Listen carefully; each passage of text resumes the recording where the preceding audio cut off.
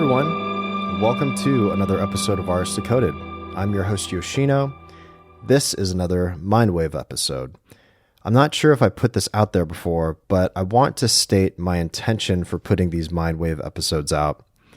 And throughout this creative life path, I've had tons of conversations, obviously, about the creative process. I've come to the conclusion that the process of creating artwork should be an expression of oneself and a holistic practice. Now, I know this might not necessarily be a unique idea to me, but I want to extrapolate on what I mean by that. Well, by definition, being holistic is characterized by the comprehension and understanding that the parts of something is intimately interconnected and explainable only by reference to the whole. So the whole is greater than the sum of its parts. And I truly believe that to create from the expression of oneself, that we need to be attuned, sensitive enough, and tapped into the truest form of ourselves, or completely connected to our soul's purpose, which in past episodes I've talked about in terms of my non-compartmentalization approach. And it's a theory that I've been coming up with over time. And to be truly honest, we also need to peel back the layers and understanding of our trauma, because trauma is not really about the occurrence of the trauma itself. It's more so about how that trauma currently affects us and how we internalize that trauma.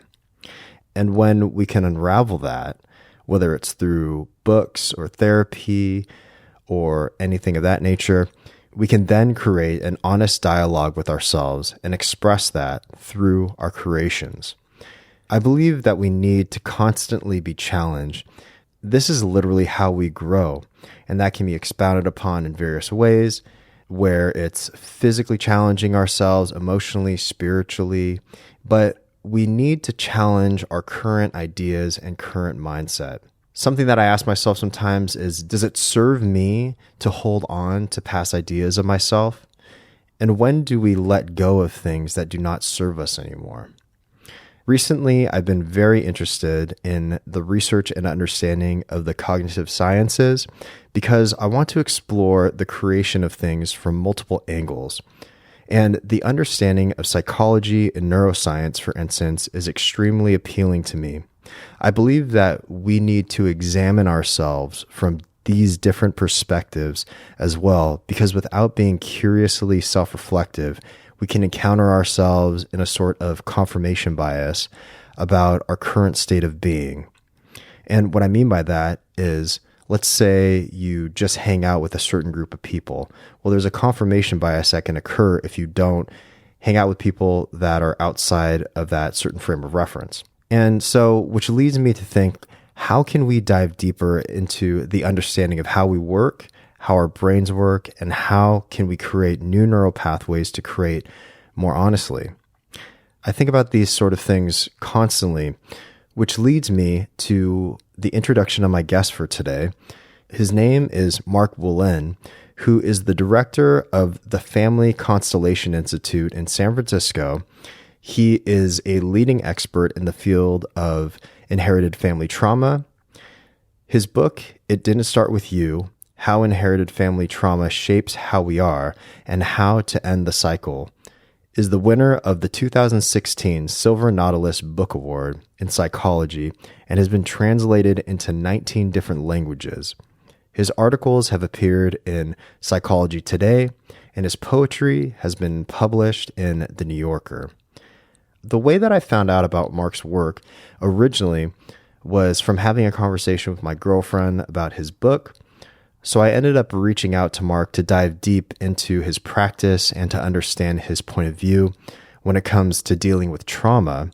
And I found this book to be really interesting because he talks about family trauma from an epigenetic standpoint and how our trauma might not necessarily be ours, but it could be from a past relative, and yet we may feel the trauma as if it were our own.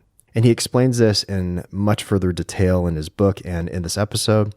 But in his book, he also gives examples of his patients and how he's able to understand their trauma from his core language approach, which we talk about in this episode as well. And we also touch upon the importance of meditation and mindfulness practices. So I hope you enjoy this episode. I also started reading Alice Miller's book, The Drama of the Gifted Child, which has been suggested to me for over the course of maybe the past 5 years. But I believe that both of these books combined give a really compelling argument for opening one's mind to healing one's trauma. So here it is. Without further ado, my conversation with Mark Wolynn. Hope you enjoy it.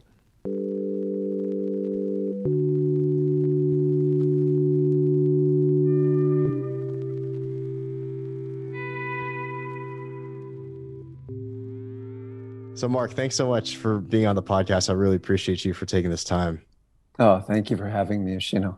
So yeah, I did want to ask, just to jump right into this, but what is inherited family trauma? And can you tell us a bit about your area of expertise and study?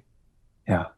So let's say one of our parents or our grandparents experiences a significant trauma. They lose their mother, they lose their father when they were young. There's war going on when they were children, or their parents perish, or let's say our parents are sent away, placed in an orphanage. Let's say one of their siblings dies tragically, and this breaks the heart of the family. The reaction to the trauma doesn't necessarily stop with the people who've experienced the trauma. The feelings, the sensations, specifically the stress response, the way the brain adapts, the way our DNA changes. This can be passed to our children and grandchildren. And now we have lots of biological evidence for this. Yeah. Yeah. It was interesting just reading your text and in your book. And you were talking about how people that are born from, let's say, for instance, someone that was in the concentration camps, and they are born, their offspring essentially are born with low cortisol levels. And I found that to be really interesting. But then also how you were talking about declarative and non-declarative memory. And then, yeah, I don't know, maybe you can explain that a little bit more for some of our listeners, probably more eloquently than I can. So, we strangely, we were born into feelings we can't explain. We're, as infants, they used to believe that we would enter the world sort of a clean slate, a clean hard drive.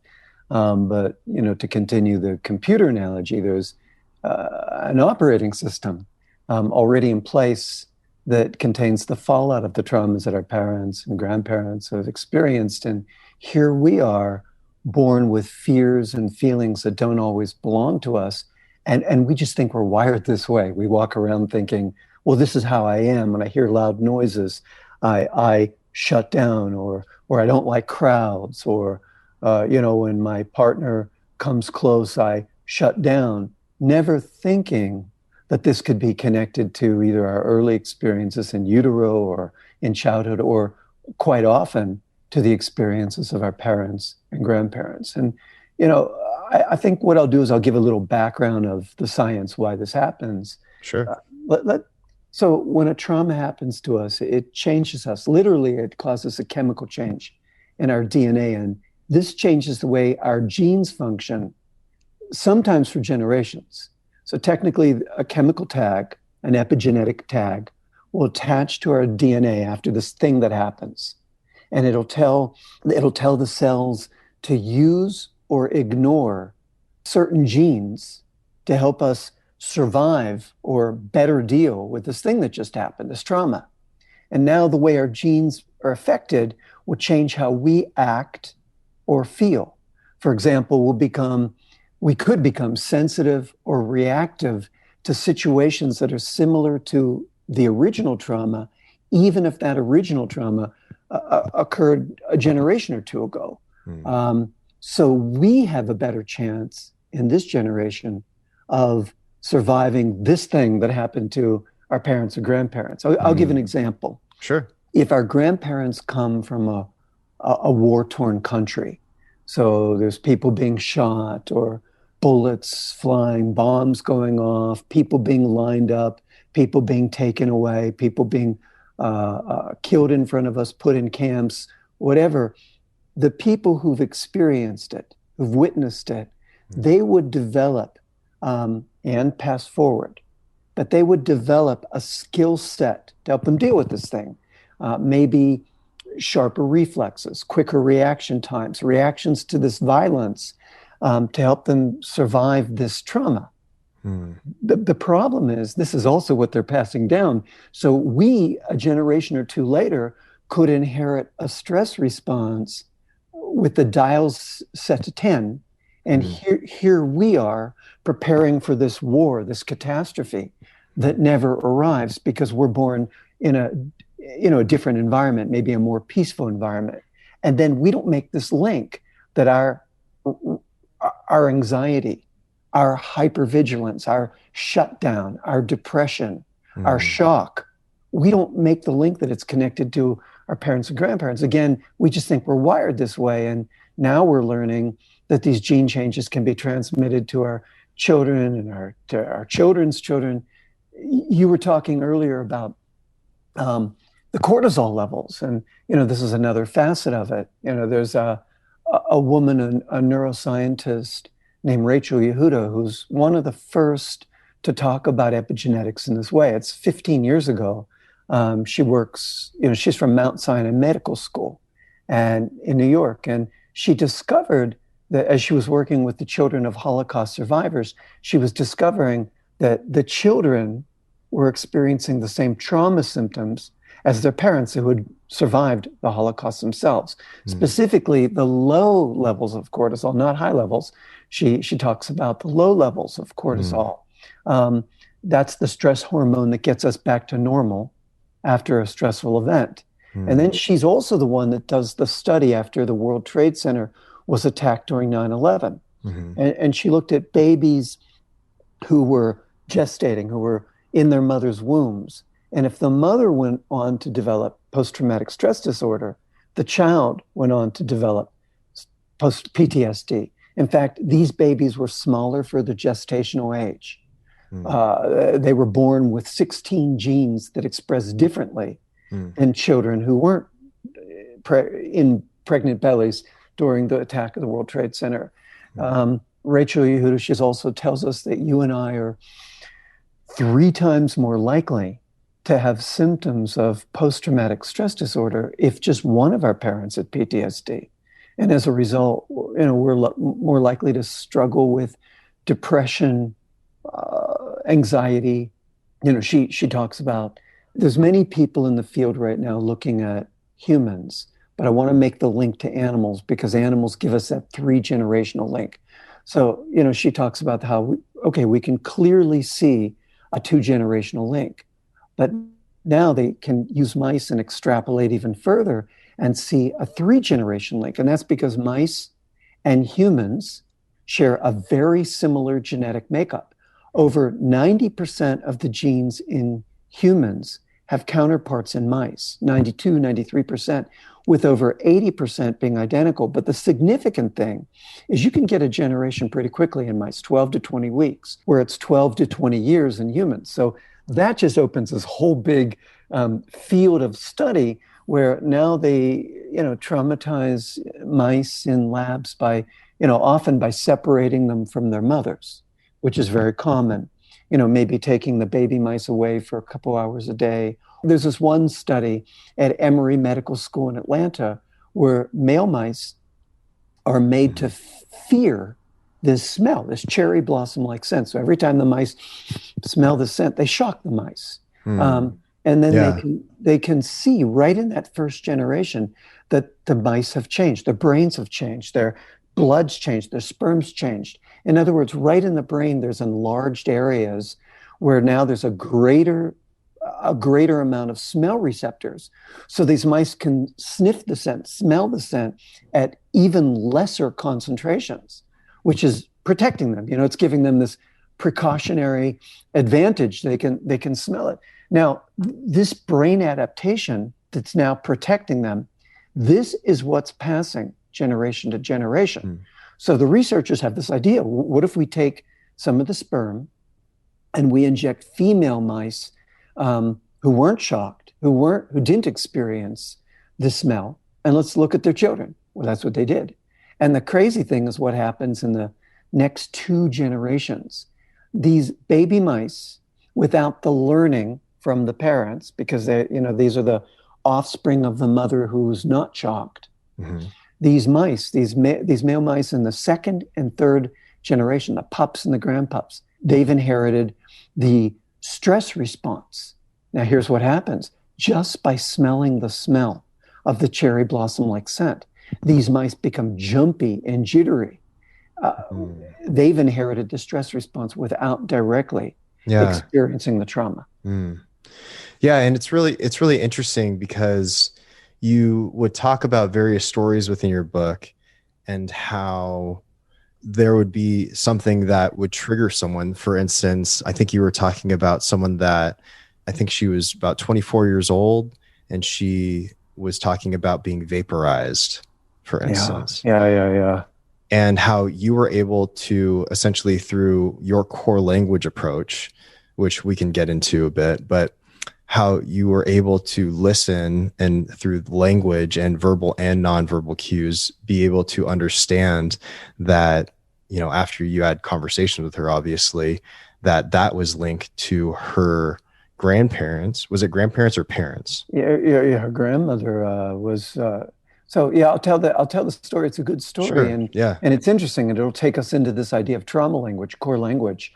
So I'm working with this woman who tells me she's going to kill herself, and how are you going to do that?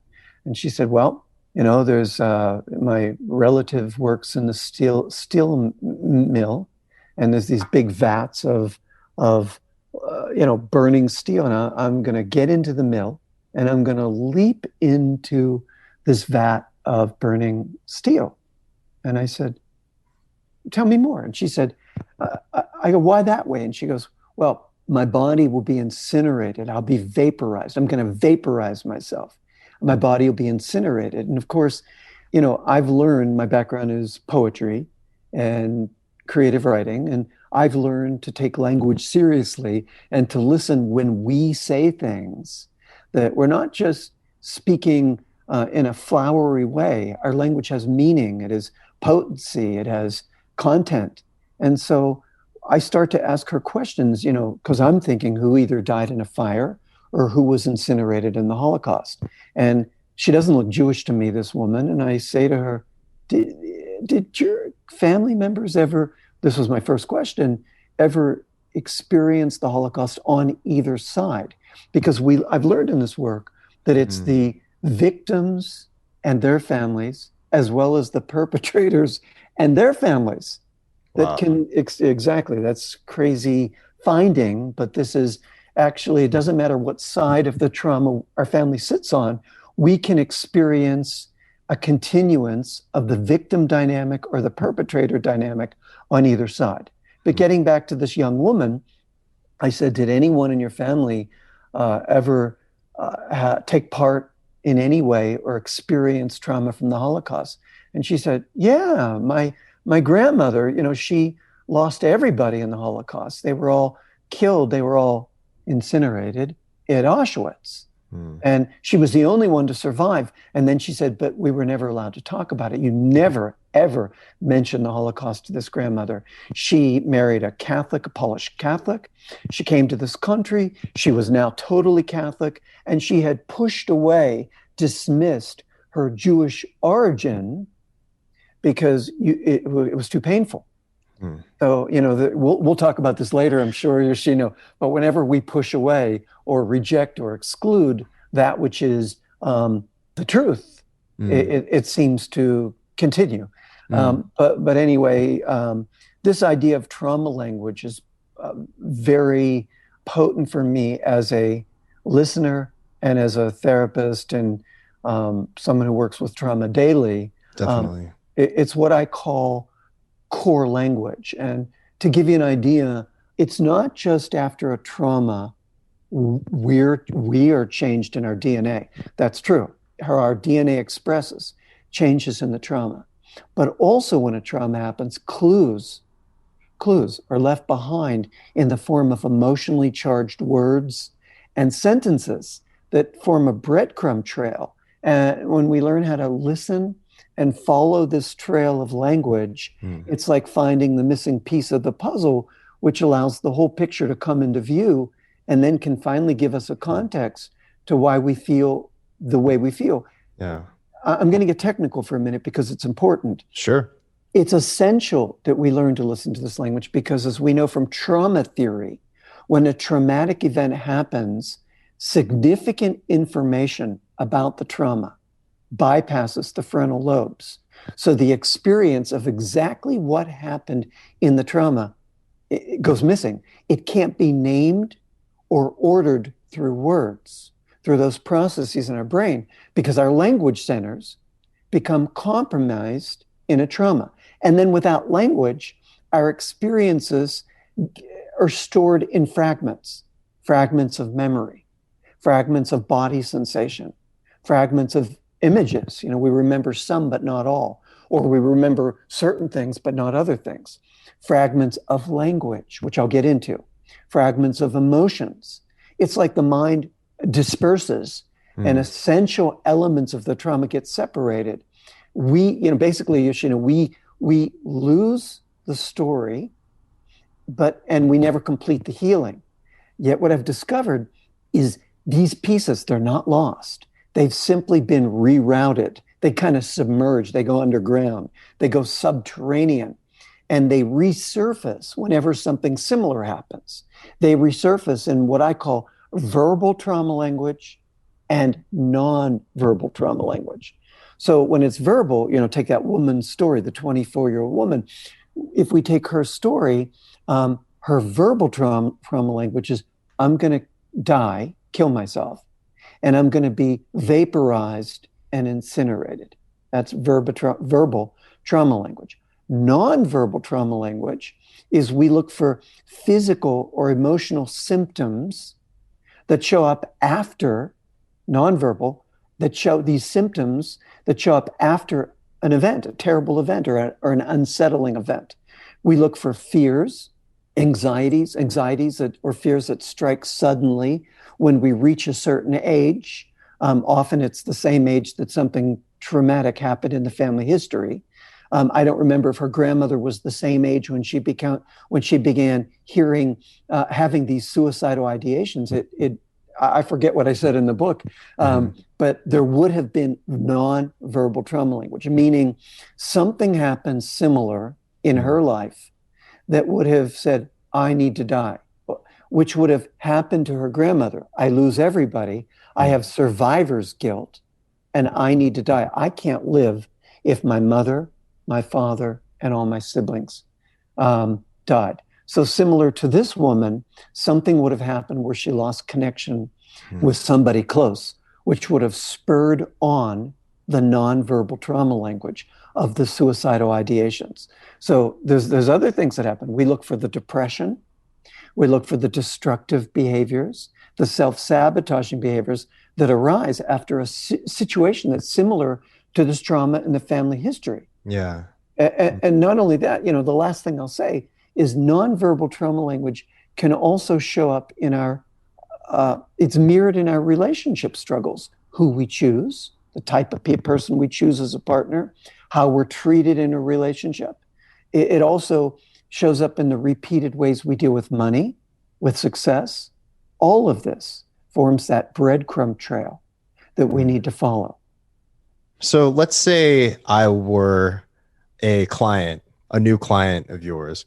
And so I'm coming to you and I, tell you these things, you have a session with me, and then I sit down and I start describing to you exactly what I'm going through or what me and my partner are going through. And then what exactly would you do in a first session to understand and be able to dissect Beautiful. the verbal cues and the nonverbal cues to essentially understand what my trigger points are, or, what exactly is going on with me? Beautiful question. I love it. Let's just hang out in the process of it. So number one, I'm thinking about your culture. I'm thinking, okay, As Yoshino, is he Japanese? And I'm thinking about were his family put in internment camps here in the States in the 40s, or did his family come from Japan? And did they experience one of the starvation, hunger? Did they experience Nagasaki, Hiroshima? Was his grandfather killed in the war? Was his grandmother a widow? So I'm thinking along lines about, if I'm helping you and your partner, I'm looking culturally first at you and your partner, and I'm letting the Rolodex spin because I've had to be quite the historian to do this work. It sounds like it. I can't do this work if I don't know something about someone's culture, because, there's cultural traumas that, if I'm working with somebody from India, I have to look at the partition. I have to look at, was there a child given away because the sister or brother didn't have children, which is very common in Indian families. If the sibling didn't have children, but we have 5 children, we can give one to the, there's different things in different cultures. Definitely. So the first thing I'm thinking about is culturally what you're bringing to me. The second thing I'm thinking about is your issue. So, Yoshino, why do you want to work with me? What is the problem? And you would say, oh, blah, blah, blah, blah, blah. And I'd be hearing the issue. And because I've been doing this 1,000 years and I'm 100 years old, it's clear to me certain issues go in certain directions. For example, certain issues go toward attachment, issues that happened early in our life or in utero, early with our mom, or early with a mother in the family history. Our mother with her mother, our father with his mother, us with our mother, or early in our family, I'm looking at traumas. And then the other thing, based on your issue, I'm looking at generational traumas.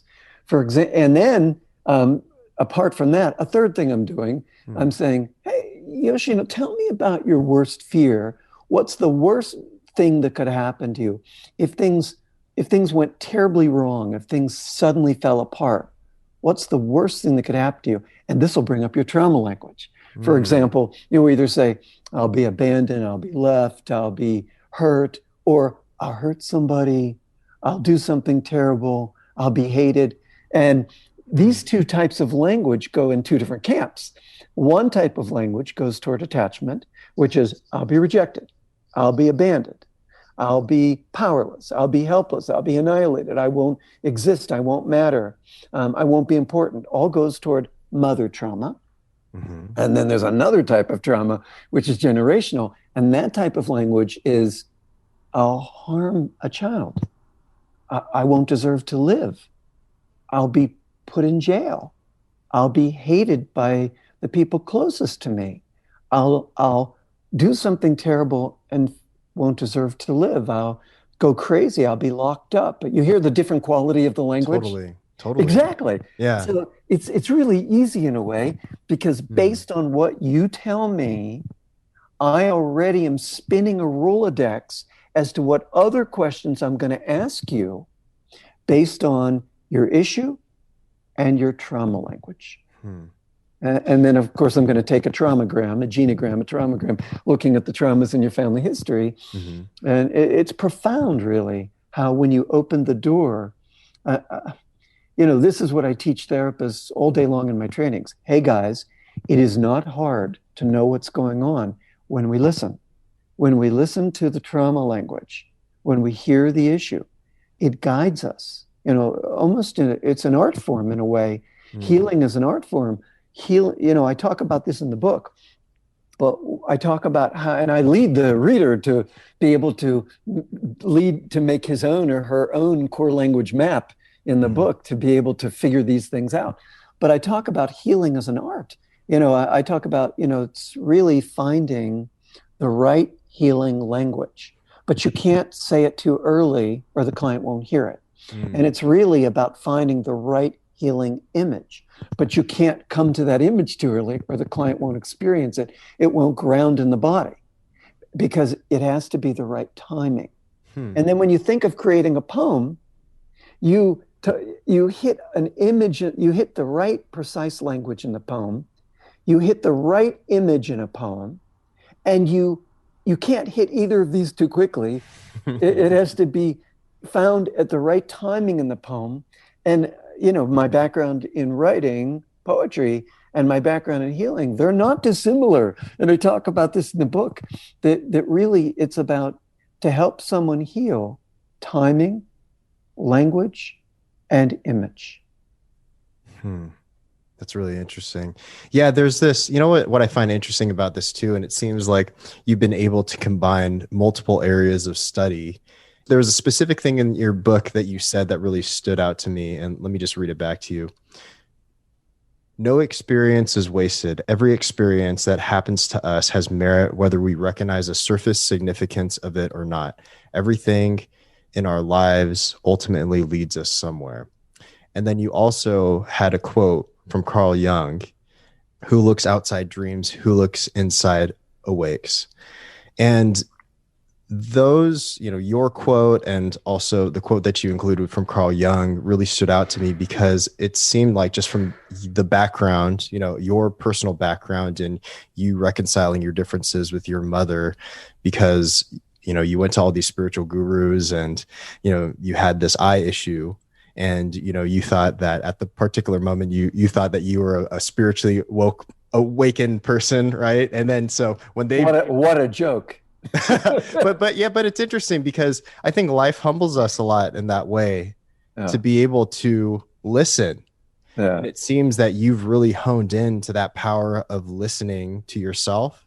Yeah, well, the story is, what led me into this is, sure. Yeah. Here I am struggling. I have symptoms that I can't explain. Let me start with a sentence. Why I wrote the book is many of us are walking around with symptoms we can't explain. I mean, mysteries, really. We're walking around with these mysteries. Why do I have this anger? Why do I fail at everything I do? Why do I get left by everybody? Why do I leave everybody?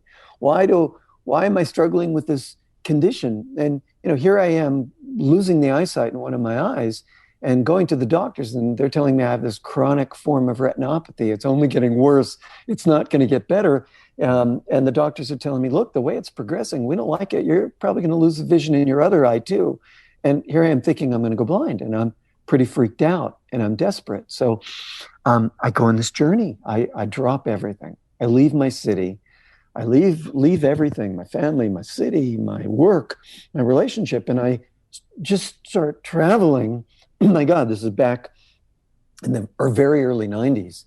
And I start traveling to whoever I read a book, and if this person's saying something meaningful, yes, she has the answer, he is the answer. And I'm taking these trainings and studying with gurus. And finally, my travels lead me across the world, literally as far as Indonesia, where I'm learning from several wise teachers who taught me some pretty fundamental principles, one of which is the importance of healing my relationship with my parents.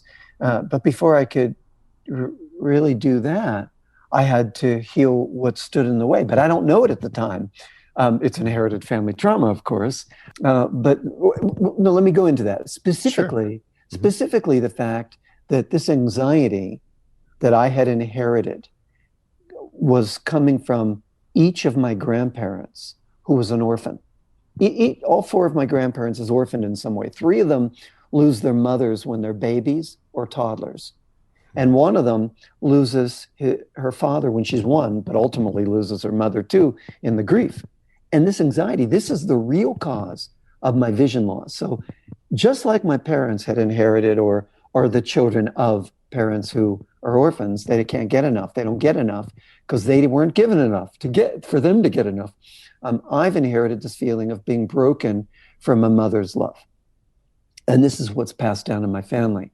And man, it's expressed really early. I'm a little infant. I remember my first memories are of torture when my mother would be gone. I'm panicked when she'd leave the house, thinking I'd never see her again. I'm going into her room and crying, opening her drawers and weeping into her nightgowns and scarves, breathing in her scent, thinking that I'll never see her again. She's only gone to the store, but I'm thinking that I'll never see her again. And her smell is the only thing that I'm going to have left. Now, 40 years later, I share this with my mom. I go, Mom, when you used to leave the home, I would open your doors and cry in drawers and cry in your clothes. And she said, yeah, I did that too when my mom would leave.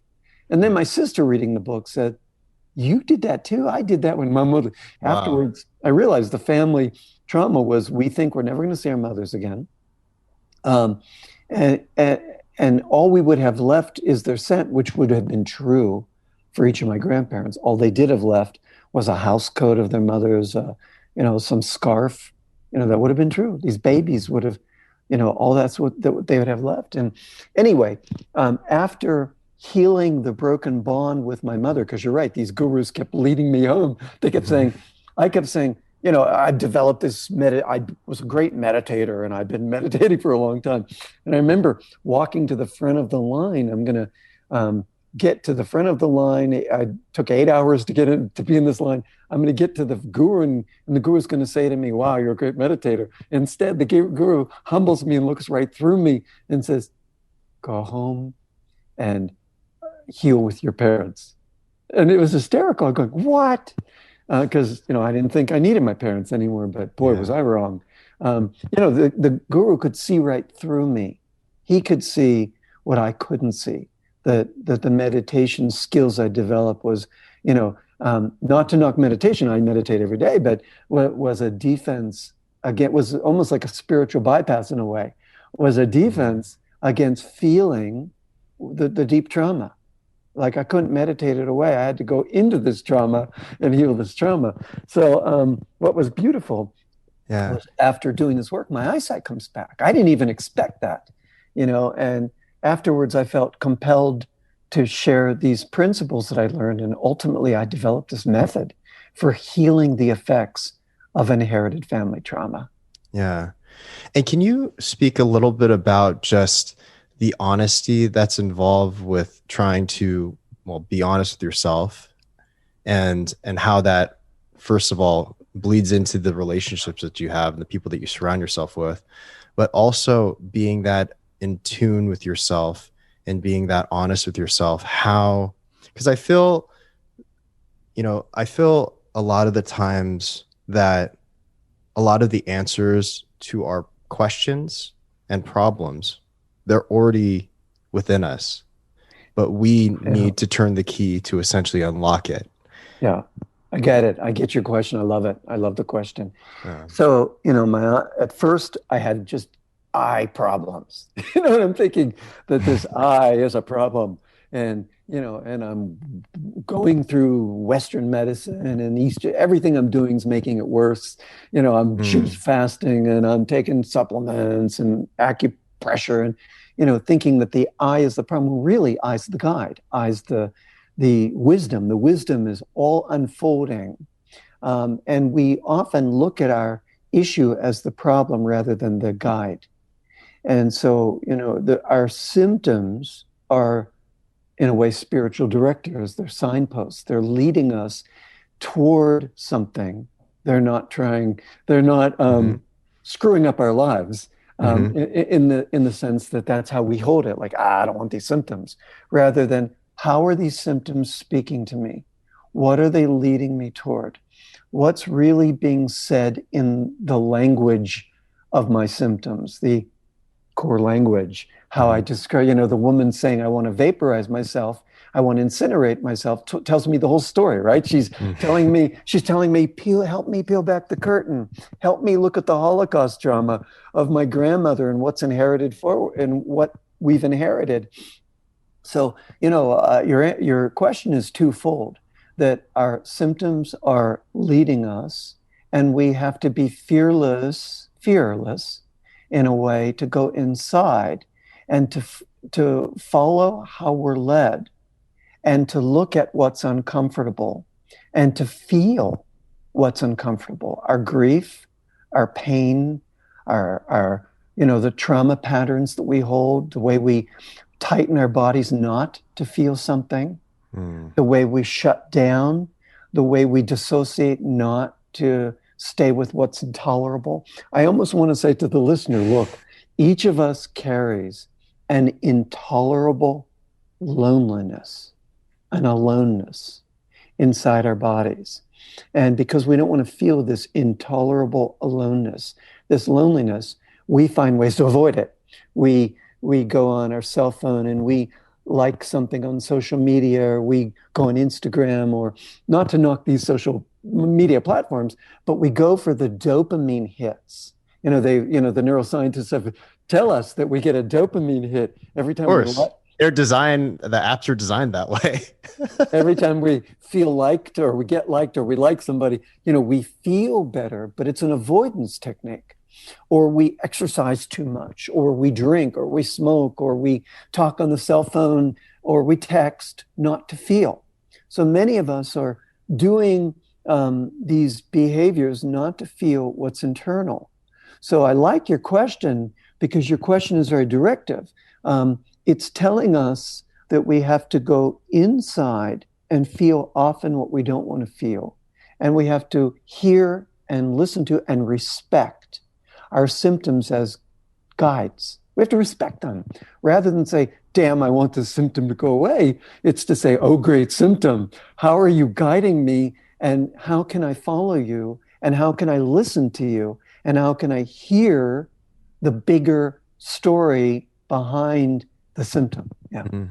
So how would you suggest for someone to listen to themselves more and to be more in tune with those things that they're potentially suppressing, which eventually bleeds into your subconscious?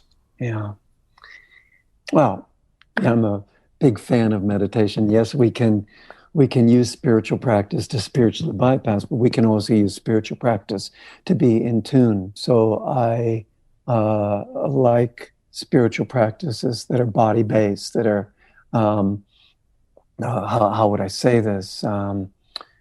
Okay, so look, let me go into how we heal. I think that's going to be important here. Sure. I'm going to go far back. I'm going to go as far back as back into mice. I'm going to talk about mice again. So let's do it. Yeah. Some of the research is really cool right now.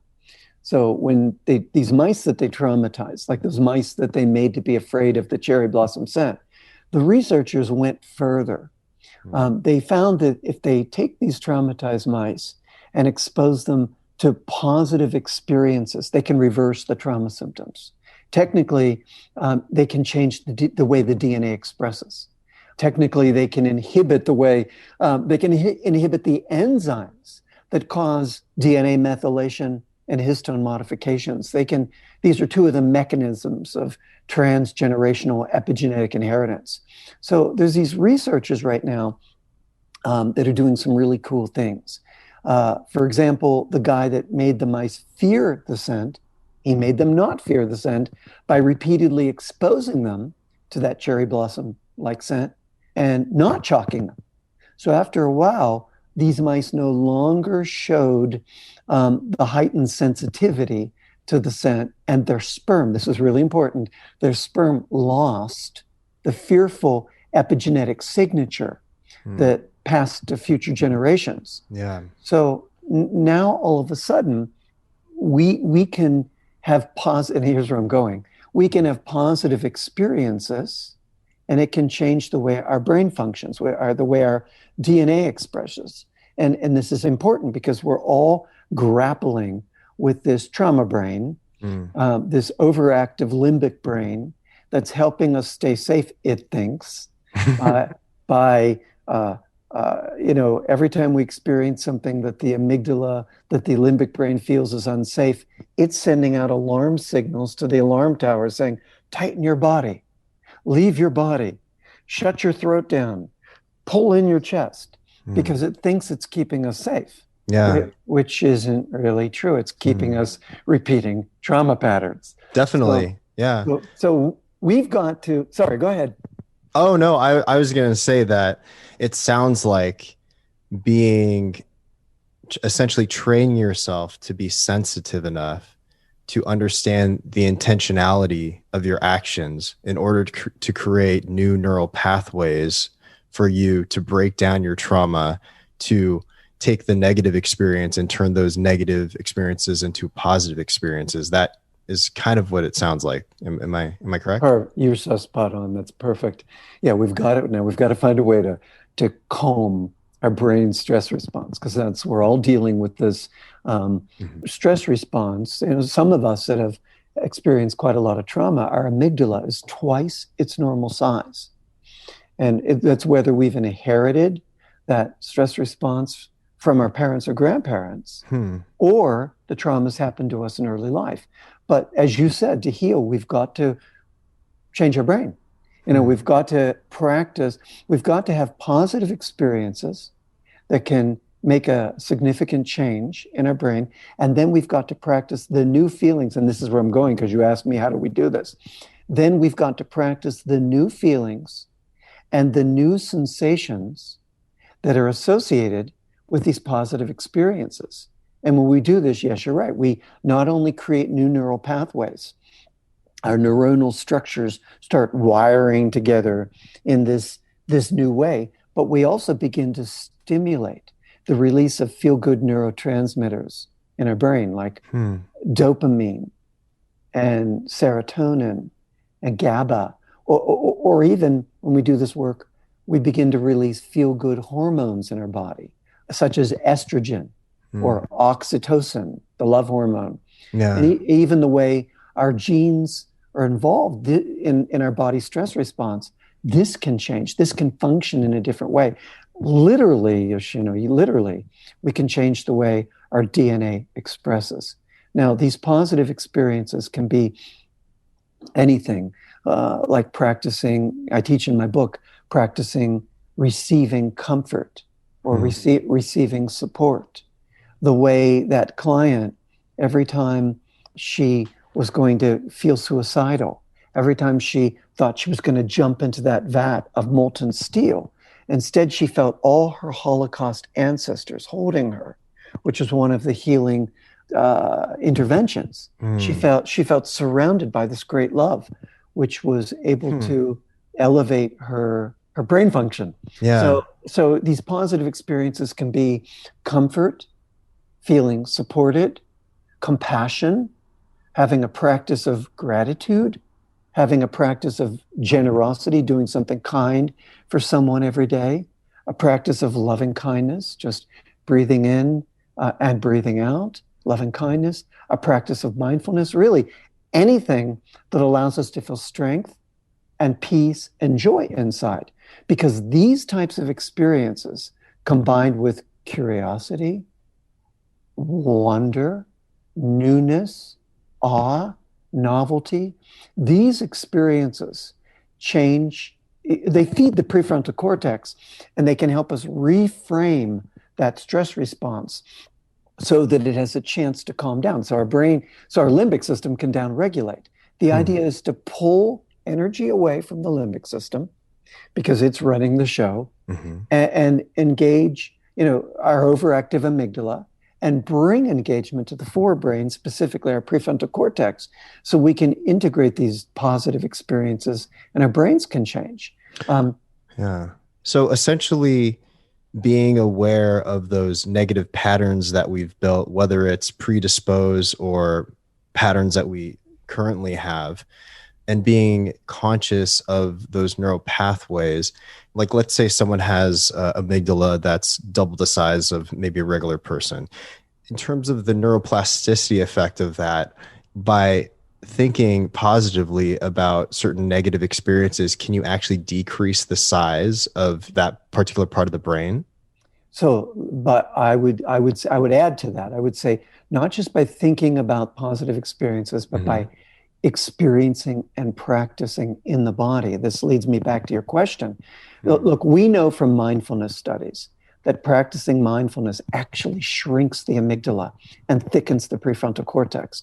So I want to say this for the listener. Basically, to put this in a nutshell, we need to practice being with what first might feel like uncomfortable sensations in our body, being with them until we can reach beneath them, until we can reach beneath what's uncomfortable and feel the sensations in our body that we experience as life-giving.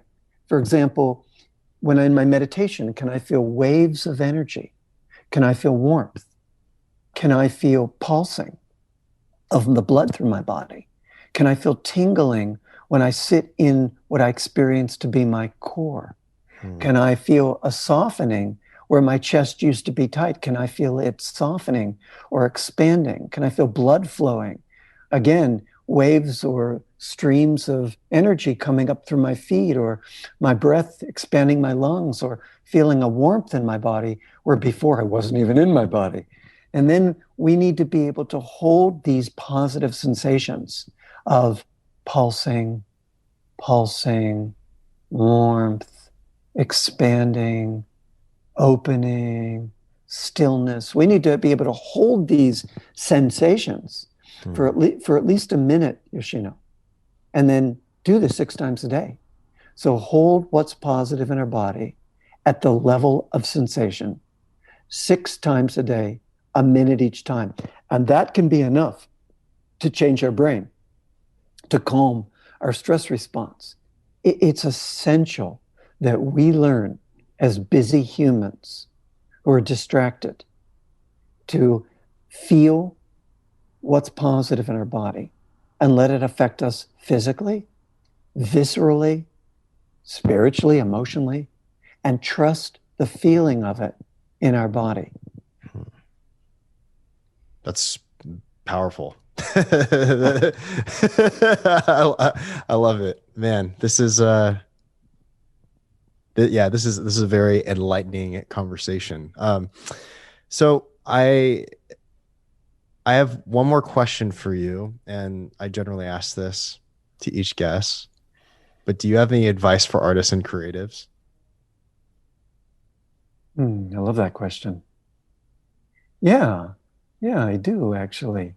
To let our art be both physical, visceral, body-centered, as well. I believe that when we create, we're not in the mind. I believe that we're in. I love Eckhart Tolle's when he says this sentence, that great thinkers, it's not that they know how to think, it's that they know how not to think. That's great. I love that. That we just learn how to be embodied. And when we are embodied, insights and inspiration travels through us.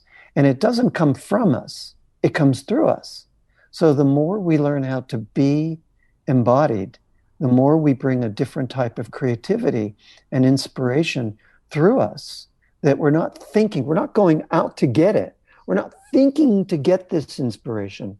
We're being quiet enough to be, so the inspiration just comes into us and then tracks through whatever our medium, through our hands, if we're sculptors or painters, or our brush, our pen, our computer, however it comes through us, to let ourselves just be in. When I write, I don't write from the mind.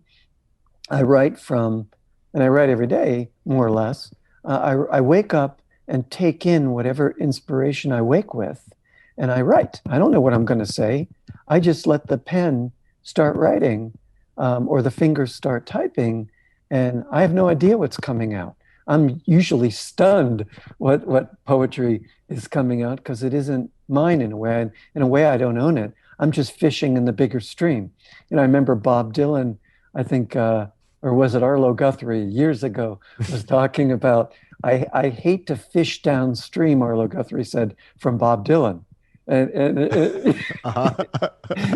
a sense, Bob Dylan, I think he was saying in this image that he was casting his line into a stream and waiting and catching from this bigger stream of consciousness that which wanted to come through. Yeah. No, I mean, I think there's a lot of validity in that. I mean, and also the more work that you do on yourself, the more that you'll be more spiritually in tune with yourself. And the more that you do independent studies and study certain things of interest, the more that I think, Stephen Pressfield calls it the muse, like being in tune with the muse. And so when the muse is calling, then you'll be present and ready to be able to be there. Right. And I know it's a very like pop sort of spiritualist sort of thing to think of the presence being present, but that is really literally the only thing that we have is this present moment. Yeah. So the more that we can be present within our own being, the more that we can actually be there to receive whatever these gifts may be. And yeah, I don't know. It's a, Yeah, yeah. you say it pretty well. That's exactly right. Mm, The more we just be and don't worry and don't go after, but just allow, the more we open ourselves to be a vessel for this great creativity that's out there waiting to be expressed, mm. waiting to come into form. Okay. So based off of what you've been saying, I actually have one more question. So one more thing to rough off of. So do you think that this might be a symptom of the society that we live in Western culture in terms of the results oriented and the, I guess in popular culture now, it's, people say life hacking or, so essentially with, that particular phrase, life hacking, you're trying to put yourself in the mode where you're constantly productive. In the tech industry, there's people that they'll sleep like an hour and then work for 2 hours and then sleep an hour. And then there's all of these various things that I think because of possibly technology is definitely a contributor to it. But, because of how like results oriented, do you think that that is actually playing negative effects into our psyche overall? Hmm. Wow, that's a good question. I would say we may have become as a society so immediate and, as you say, results oriented and technologically dependent that I would say the movement for me is always to go back to the greatest technological advancement, which is internal, the greatest machinery, which is what we've been talking about, which is our ability to just be quiet and to receive this inspiration that's just, I don't know if I'm answering your question, but I see the greatest machinery is within. Yeah. Yeah. Yeah. And I mean, I think, we were talking about earlier about just being aware enough and intentional enough to be able to unlock it. So sometimes I think that as an analogy or like a metaphor, like the key is already in our pocket, but we have to be able to, I don't know, maybe it's tied up with some yarn or something. We have to be able to take the knife out and cut it open a little bit to find it. Yeah. Yeah. But anyways, Mark, thanks, thanks so much. Thanks so much for doing this. I appreciate you for taking this time, and your book it's incredible. Yeah. And can I talk just a second about the book? Of course. No, I'd be grateful. I really tried in this book, and I'm working on my new book now, and it is going along great.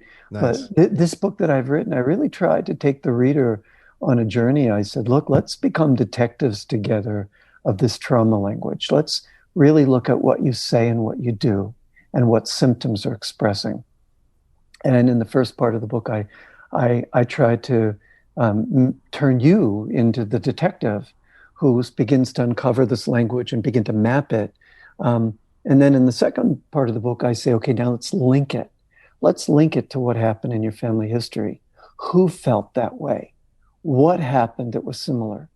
And then in the third part of the book, that's where I give all the practices and the healing language to help us. Okay, now that we've linked it, let's now heal and link and use sentences, rituals, ceremonies, practices to change our brain to heal. And, I really tried, I put the whole kitchen sink into this book so that because some people won't do therapy, they're not drawn that way, or some people won't or don't want to, or they feel very self-motivated or they're self-reliant in the way that they like to do their own internal processes. So the book can be helpful in that way. And that was my intention to write it, really.